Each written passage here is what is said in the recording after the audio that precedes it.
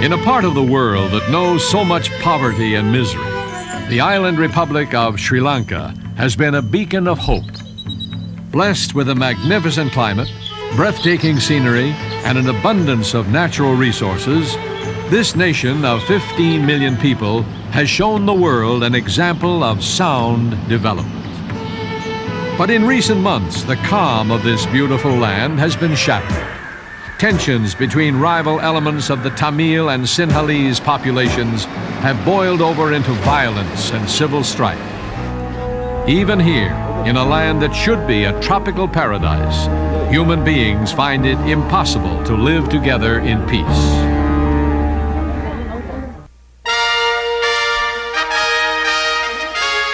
The World Tomorrow. The Worldwide Church of God presents Herbert W. Armstrong, internationally recognized ambassador for world peace, visiting prominent leaders around the globe, discussing the cause of world problems, and proclaiming the good news of the world tomorrow. Ladies and gentlemen, Herbert W. Armstrong. Recently, I visited Sri Lanka for the third time. Sri Lanka is a small but prosperous island just off the southern tip of India, and it's just about halfway around the earth from Pasadena, from where I'm speaking now. I travel all over the world as chairman of the Ambassador International Cultural Foundation, and I travel in the interest of world peace. Now, they were having an episode of terrorism in Sri Lanka at the time, and I was invited to a news conference by the press of the nation, both newspaper, radio, and television. After this news conference, I also spoke at a banquet where I was a guest. The banquet was attended by virtually all of the cabinet of the Sri Lankan government. During its long history, the island nation of Sri Lanka has had many names. The Romans called it Taprobane, while as a part of the British Empire, it was known as Ceylon. Arab traders who once plied the Indian Ocean called it Serendip, from which we get the word serendipity, the finding of good fortune by chance. Certainly, Sri Lanka is a fortunate land. Many varieties of fish teem in the warm blue waters that surround the island. Behind the palm-fringed beaches, many varieties of crops grow in the fertile soil of the interior. Cool green mountains rise to 8,000 feet. On their slopes, the world's best tea is grown and is one of Sri Lanka's major exports. In the last few years, this country has been making great strides towards development. The average lifespan equals that of most Western nations, and 85% of the population is able to read and write. This small republic has not had to wrestle with many of the problems that other nations in this region must face: famine, overpopulation, and relentless grinding poverty. Yet, in recent months, Sri Lanka has been torn by terrorism and civil strife. Tension between the Sinhalese and Tamil populations reached fever pitch, and this peaceful island was rocked by a wave of riots and violence. Homes were burned, businesses looted, and hundreds were killed and maimed. Even in Sri Lanka, a land blessed with so many advantages, people have not yet solved the problem of living together in peace. In a press conference on the first day of Mr. Armstrong's visit, this problem of internal violence was the main topic of discussion. Well, all our problems are caused by human nature. And human nature is essentially selfish. Now, I can explain those things. I can say that it comes from self-interest, from a spirit of competition, always from the point of view of the interest of oneself or one's party or one's race or one's religion or whatever one is a member of. But we're living in a competitive world. We're living in a world that is based fundamentally on the philosophy of get. And so we still do not have peace because people do not know the way to peace. The way to peace is having concern for your fellow man. The way to peace is love. The way to peace is cooperation and helping one another and having a loving concern for the good of other people. And that gets into human nature. Now, I cannot change human nature. I can talk about it and I can explain and I can give the reason. But every one of you must make up your own mind what you're going to do. I can't make up your mind for you. And that's the same with everybody else on earth. I can't make up the minds of other people. I can only make up my mind what I want to do. But I can explain the truth and the cause of wars and the way to world peace. And it will not come until mankind comes to have love for his neighbor. And today, man doesn't love his neighbor. Nation doesn't love other nations, they love their own nation. And so we have competition, and that leads to, often, to war, and individuals come to what you're having here right now. The kind of violence has come into terrorism. And terrorism comes in the same way as war, from a wrong attitude of mind, a wrong desire of just selfishness and of opposition toward other people and wanting to use force of some kind to have your own way against other people. I don't have a magic wand. I can't wave a magic wand and just say the world has peace. You can't bring it about that way. I have to look at the facts as they are. And the facts are human nature. But I feel what you have just said is only philosophy and does not offer any solution to our problems. How will that produce peace now?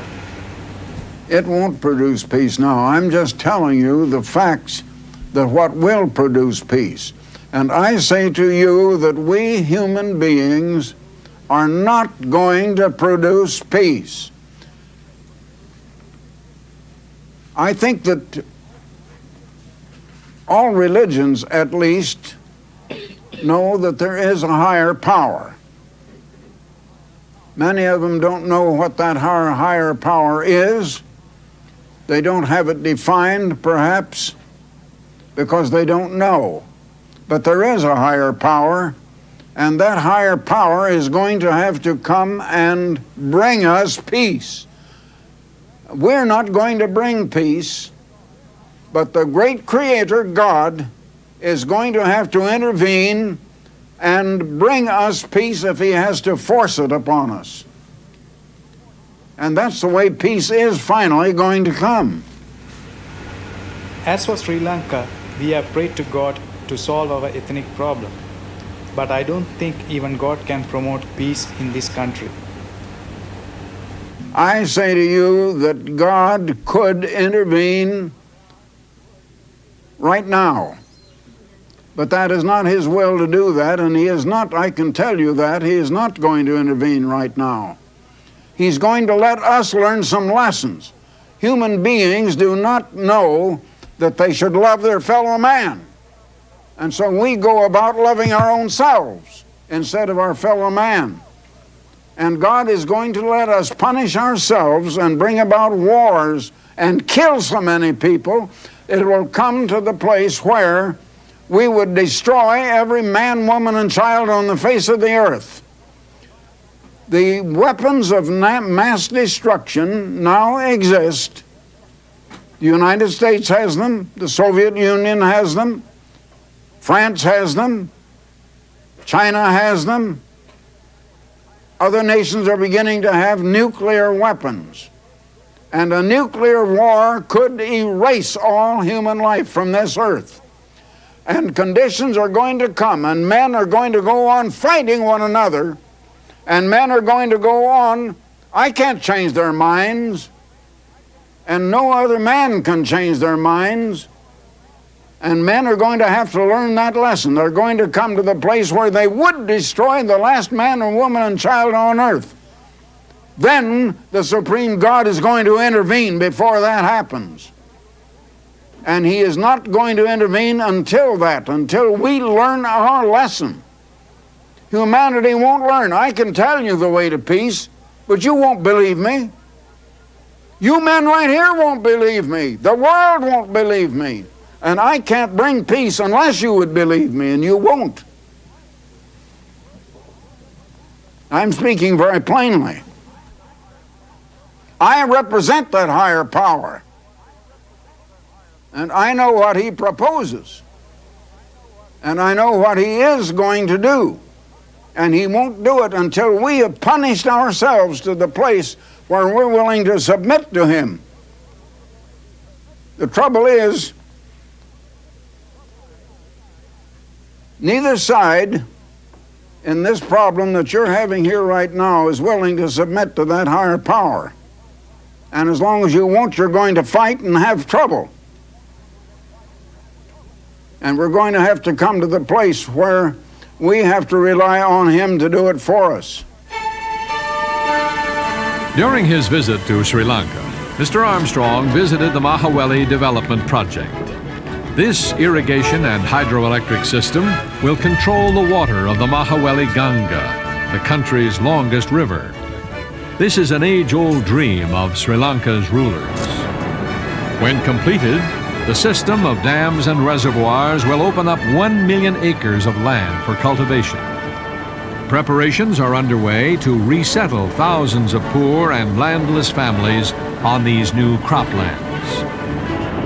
The Mahaweli project will also generate hydroelectric power to serve the needs of the country. At a luncheon hosted by Deputy Minister of Fisheries, Mr. G.M. Premachandra, Mr. Armstrong was invited to speak before many top-ranking government officials and business leaders. Mr. Armstrong explained why, even in the midst of progress and advancement, people still cannot overcome the problems of human nature as they resort to violence and terrorism. And distinguished ladies and gentlemen, this is really my third visit to your beautiful country here, and I've been really a little surprised to see that some of the modern warfare that we have come to in the world is reaching you and troubling you here. All over the world we have problems that seem to have been unsolvable. And I have talked with heads of government in many, many parts of the world. In every government, they have their troubles in every nation, and the troubles are greater than human minds seem able to solve. Now, I've been called an unofficial ambassador for world peace. We do work for peace. And we want peace. In fact, the world wants peace. And the world has been trying every effort for peace.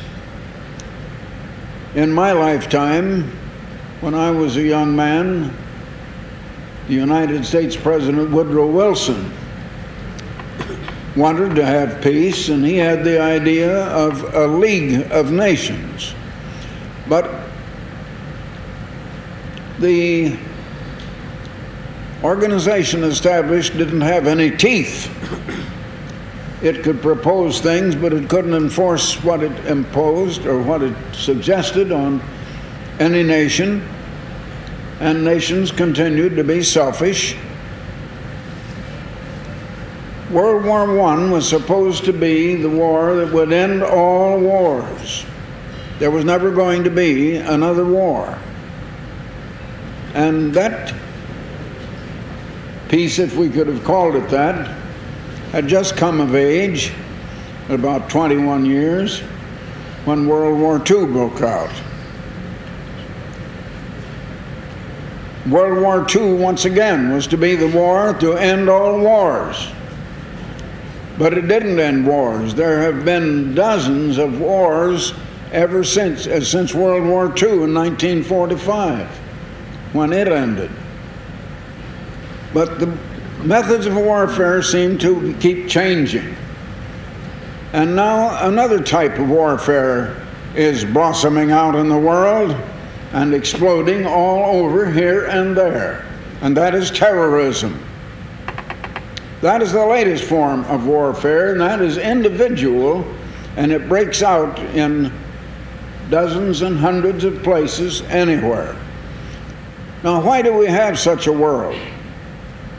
I say to you that while we work for world peace, and I work for world peace, and our foundation, the Ambassador International Cultural Foundation, works for world peace, we ourselves are not going to bring world peace now.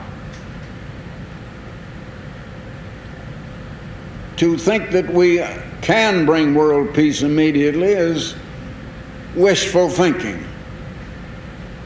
We need to face the practical facts of the way things are, and we need to go back to the origin of human life and see how it all started and why we are in the kind of condition that the world is in today. How did we come to get this way?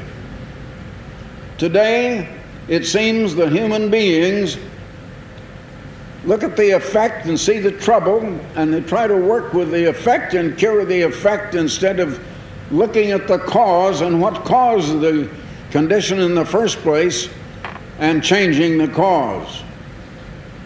There is an almighty divine creator. And the human race started with one man created from the dust of the ground. But this first man, Adam, disobeyed his creator. And he took to himself the knowledge of good and evil.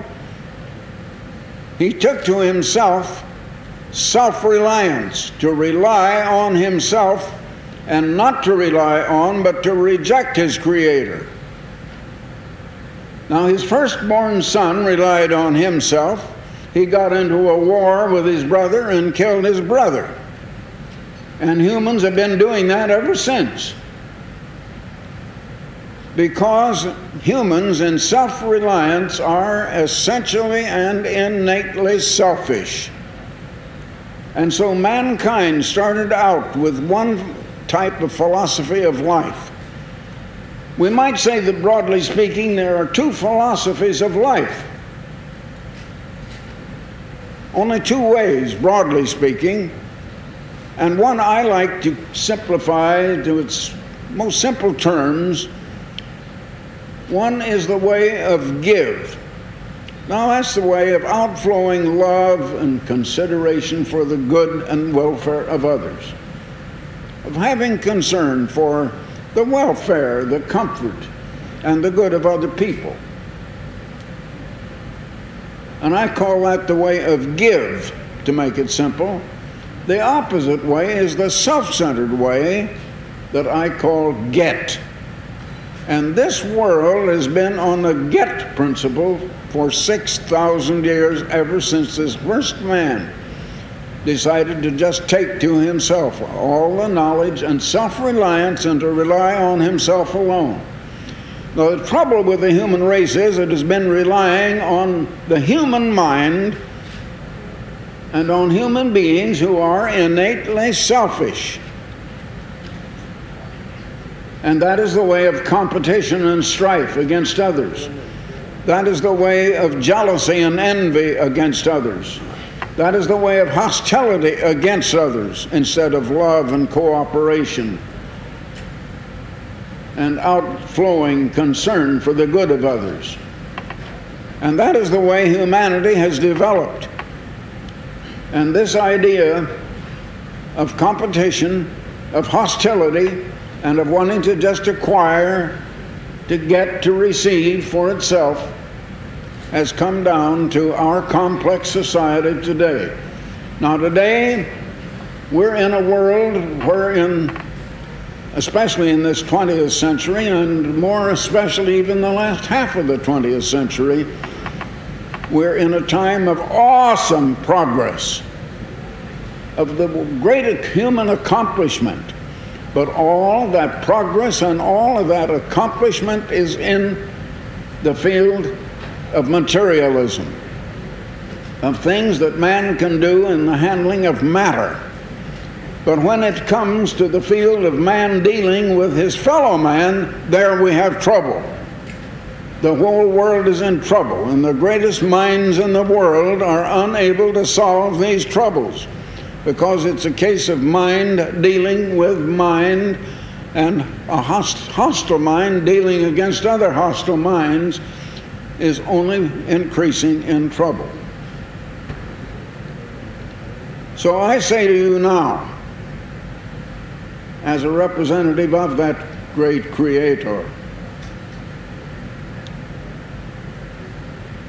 that the Almighty Creator is going to let mankind learn its lesson.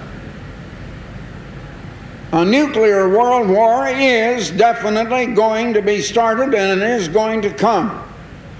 And unless that Creator does exist, and unless that Creator does step in and intervene supernaturally and save us from ourselves, I say to you, there won't be a man, woman, or child left alive on this earth one generation from now. That is the state we have come to. Man is going to have to learn that he must rely on his Creator. Man has set himself up in his own egotism as if he is greater than his God. But Almighty God is going to intervene and is not going to let us destroy ourselves.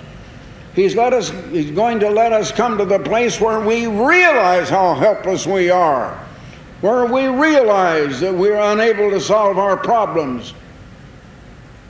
And when it has come to the place where if he delayed, there would not be a human being left alive on the earth, then the great Creator is going to intervene and send the Messiah back to this earth in all the supernatural power of the great eternal Creator God.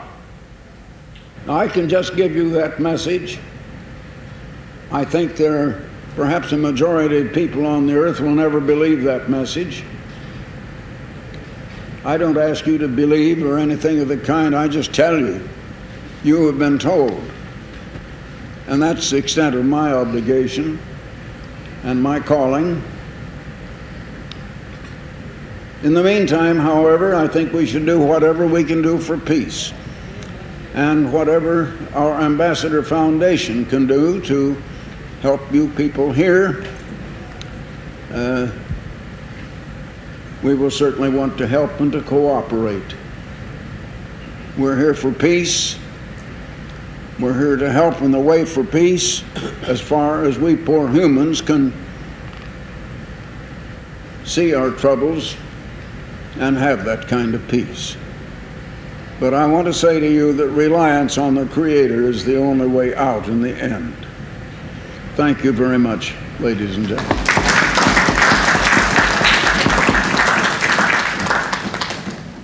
And now I have that available for you, if you would care to have it, a very eye-opening booklet on human nature. Did God create human nature? Where did human nature come from? You can attribute almost all of the world's evils to human nature. What is human nature? Did God create it? Were we born with it? This will open your eyes. You have never understood the very nature that is probably in you. Now there's another booklet too that I'd like to offer at the same time, World Peace, How It Will Come. World peace, how it will come. It goes into much more detail than I did in the news conference and in some of the speeches in this program. At the same time, if you request those booklets, if you're not already on our subscription list, you may have a full year subscription to the world's greatest and finest magazine, The Plain Truth. The circulation now is over 7 million copies in 7 different languages. The Plain Truth. And the cover story is how the United States looks ahead. The Plain Truth is a magazine explaining world news so that you can understand what it means and where it's leading and what is going to happen. There is no magazine quite like it. Here's an editorial in this recent number, What's Wrong with Business and Industry. Then here's another, The Truth Behind America's Moral Crisis.